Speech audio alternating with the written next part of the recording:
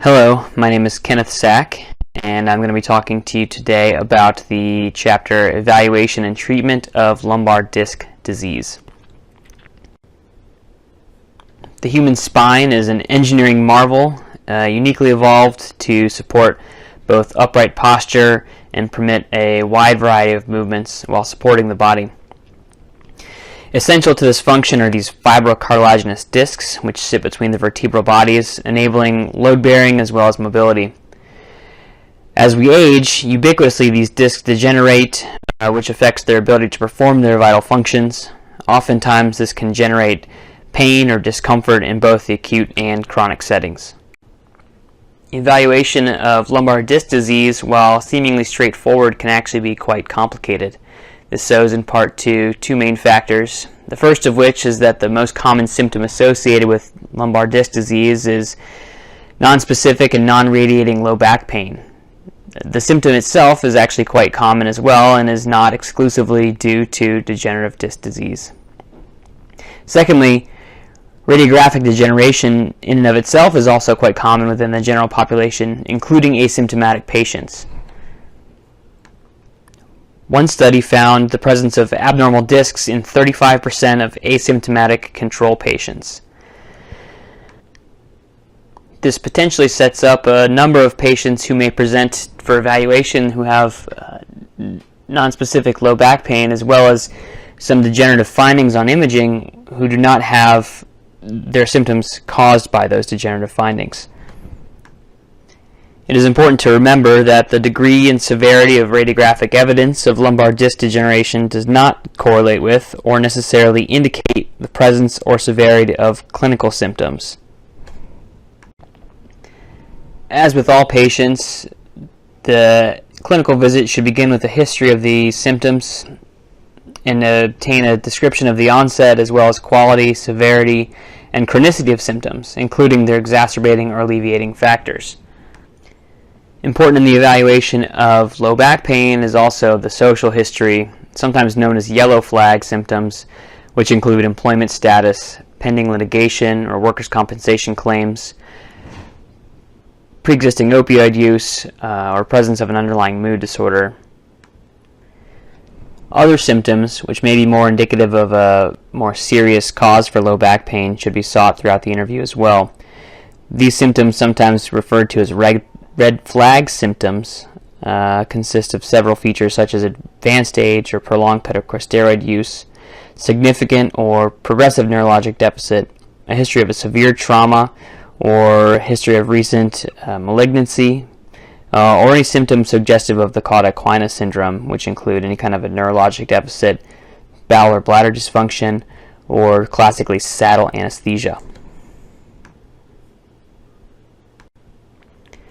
When describing their back pain, patients often describe it as a vague, deep, or dull pain, which is exacerbated by positions or activities which may increase intradiscal pressure. The pain may radiate to the sacroiliac joints as well. Disc protrusions or herniations may also lead to symptoms of radiculopathy and rarely neurogenic claudication. Owing to the anatomy of the posterior longitudinal ligament, which runs along the posterior edge of the vertebral body, which is more robust in the midline, disc herniations are more frequently posterolateral when they compress the nerve roots. This leads to radicular pain, which can be described as dermatomal pain, which usually extends to the knee and sometimes further, but generally not to the foot. In most disc herniations, the affected nerve root is the descending nerve root, which exits beneath the pedicle of the caudal vertebral body. An example of this would be in a case of an L4-5 disc herniation, the L5 nerve root, which is traveling inferiorly to exit below the L5 vertebral body, is compressed by the herniated disc, as opposed to the exiting nerve root in the neural foramina. Exceptions to this rule are situations in which the herniated disc is so far lateral that it abuts the exiting nerve root at that level, in which case this would be the L4 nerve root exiting through the 4-5 foramina.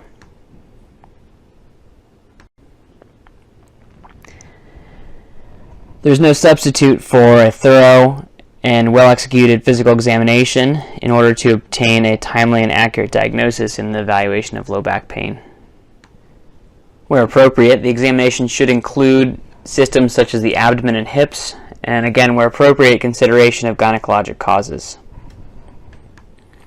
Specific attention should be paid to the patient's behavior, their gait, their posture, as well as any visual inspection and palpation of the backside. Physical examination should continue with a thorough assessment of the... When considering imaging for acute onset back pain, the question of whether or not to obtain diagnostic imaging can be controversial. As we discussed earlier in this chapter, a great number of patients who present with or without symptoms may exhibit some kind of findings of degenerative disc disease on routine imaging. Fortunately for patients with acute onset low back pain, in the absence of any emergent symptoms or concerning red flag findings, the prognosis is extremely benign and often self-limiting, with most patients feeling better within 6 to 8 weeks of conservative therapies.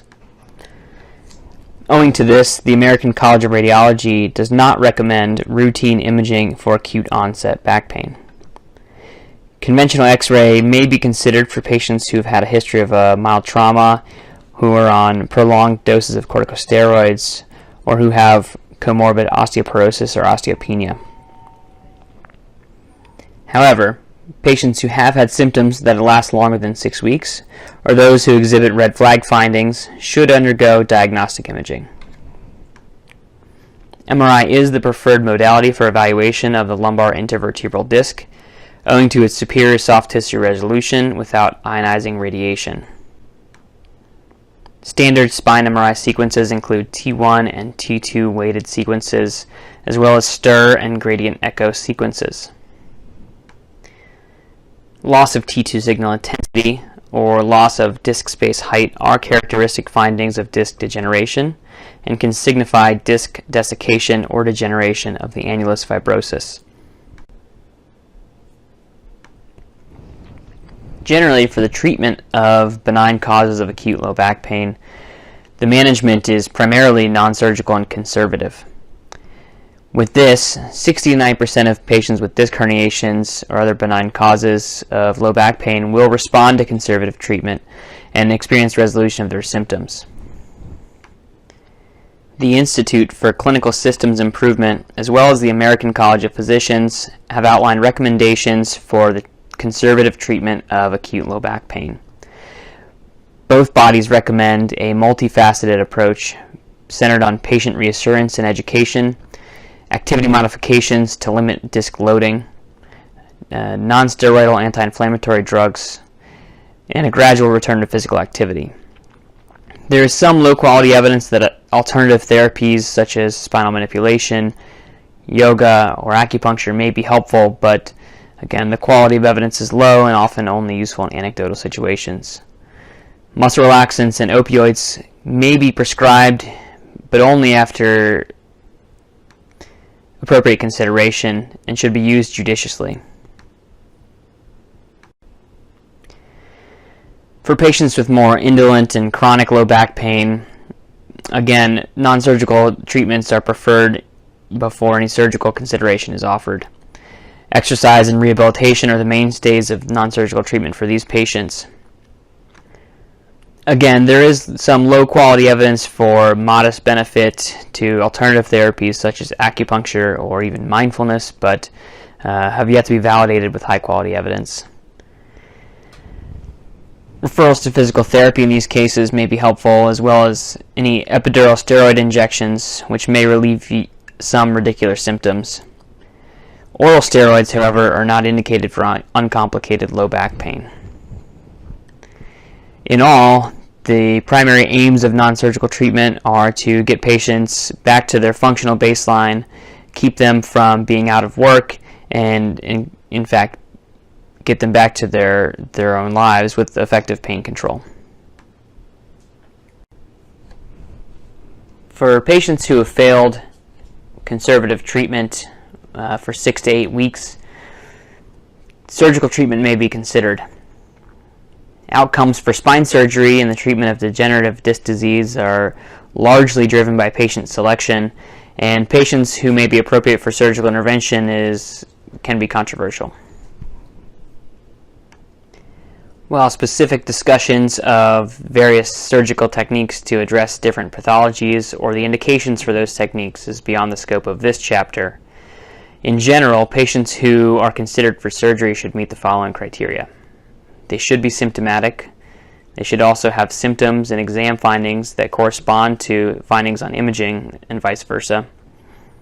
They should have symptoms that are refractory to an extended course of conservative non-surgical therapy. There should also be a reasonable expectation that surgery will improve their symptoms as well as their functional status, and that degree of improvement should justify the risks of surgical complications for those patients.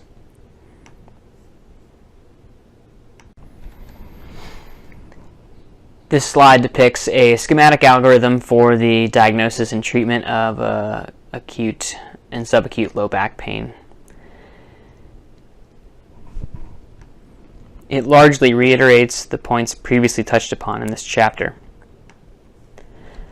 Patients who present for evaluation of acute low back pain should have a thorough history and physical examination, including tailored examination of the lower extremities with an attempt to localize any acute process. Red flag symptoms should be ruled out in these patients, and as well as any other alarming or concerning cause for low back pain. If the patients haven't had symptoms for greater than 6 weeks and aren't in any kind of incapacitating pain and don't have any red flag symptoms, typically no imaging is necessary in the acute setting. A conservative treatment plan should be developed based on recommended conservative therapies. These therapies are built upon patient education and reassurance, addressing modifiable activities as well as encouraging continued activity. Sometimes a short course of physical therapy, NSAIDs or other pharmacologic measures as indicated, as well as some alternative therapies which can be considered.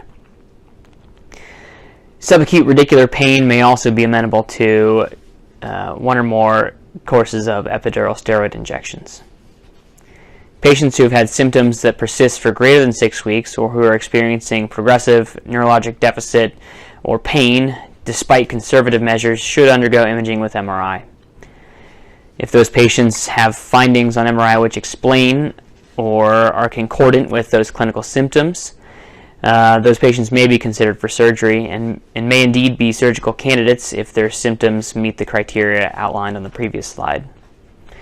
Patients without concordant findings should kind of go back to the drawing board. Alternative diagnoses should be considered, continuance or modification of conservative therapies as well, or even referral to pain specialists for management. The final slide of this presentation reiterates the key concepts from the preceding chapter. The human lumbar spine, like the entire spine, is an engineering marvel designed to permit upright posture, load bearing, and mobility. It, like many other things, undergoes degeneration as we age, which can sometimes be responsible for symptoms of low back pain or even neurologic deficit. Radiographic findings in disc degeneration are extremely common in the general population, including asymptomatic patients, and do not necessarily indicate presence of clinical symptoms. In evaluation of low back pain and lumbar disc disease, a thorough history and physical examination are crucial to making the appropriate diagnosis, as well as triaging more emergent conditions which require further workup. The majority of acute symptomatic low back pain is a benign and self-limiting process and will heal on its own with or without some conservative therapies. Therefore, imaging in the initial evaluation of benign acute low back pain is not indicated.